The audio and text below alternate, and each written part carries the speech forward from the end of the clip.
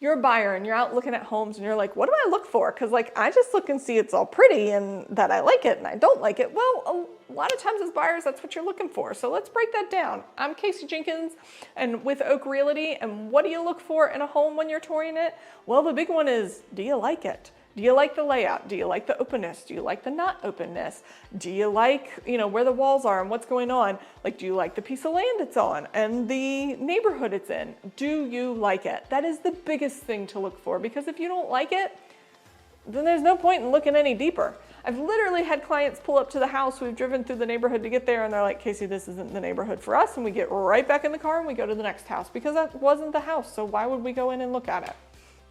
Another thing you want to look for, and this is where I'm going to help you look, is do we see cracks where cracks shouldn't be? Do we see cracks going directions cracks shouldn't be going? Do we see older windows? Do we see seals that have failed around windows? Do we see seals around the doors that you can't see in or out of? All the nitty gritty little things. Big one for me is, do you see a hydrostatic crack in your basement?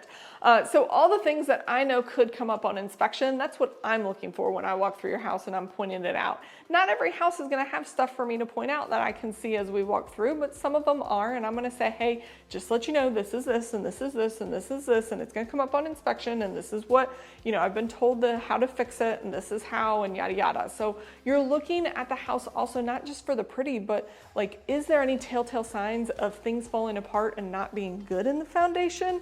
Or is there just, hey, this house is this old and so drywall cracks are happening because drywall tape is too old and now it's giving way. So those are the types of things that I'm going to be looking for and pointing out. And you, unless you're in the trades and you do this on a daily basis, may not know to look for those things. And so that's where I come in to help you. Another thing to look for is, do you like the fits and finishes, or do you have the cash to be able to fix the fits and finishes the way you want? Or are you okay with living in these fits and finishes and fixing them over time? Because if you love the bones and you love the layout and you love all of that, but maybe the wall is purple and you want it white, that's fixable. But those are things you also want to look at, because you want to go, okay, hey, do I have the cash to go buy the paint that I need to fix this wall up? Or if you don't like the kitchen countertops, do I have the cash to go ahead and buy that countertop? Or am I okay with living with this countertop for a while and doing it later? I can tell you at my personal house, my countertop right now is that lovely Formica stuff. It looks horrible. It's like this brown tan thing, but we moved in going, hey, I can live with this for a while. Like, I can work on this. This does its job. And then I can save up over time and I can pull this whole entire kitchen out, make it a lot bigger and make it gorgeously what I want it.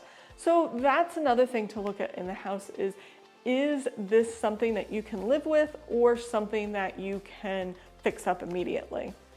The last big thing to look at in a house, and most people don't think about it, is, hey, how is this house going to sell in a couple years when I'm ready to sell? Whether that be 2 years, 3 years, 5 years, 10 years, whatever it be, at some point you're going to sell this house, and is this house going to be sellable? Looking at homes that are 2-bed, 1-bath, they're a lot harder to sell than homes, say 3 or more bedrooms with 2 or more bathrooms. They're easier to sell. So looking at the house from a resale point, going, hey, can I sell this house easy? And if I can't, am I okay with the fact that it might take a little longer, or I might not make as much money because the house is just smaller when I go to sell this? Or is my mind going, hey, I'm going to rent this and then I'm going to sell it? Like, what is your long-term plan?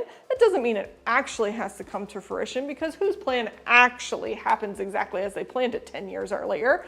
But at least you have that in mind as you're walking through the house. So those are the 3 big things I would say look at when you're looking at houses that would help you as a buyer decide, is this the house for me or not?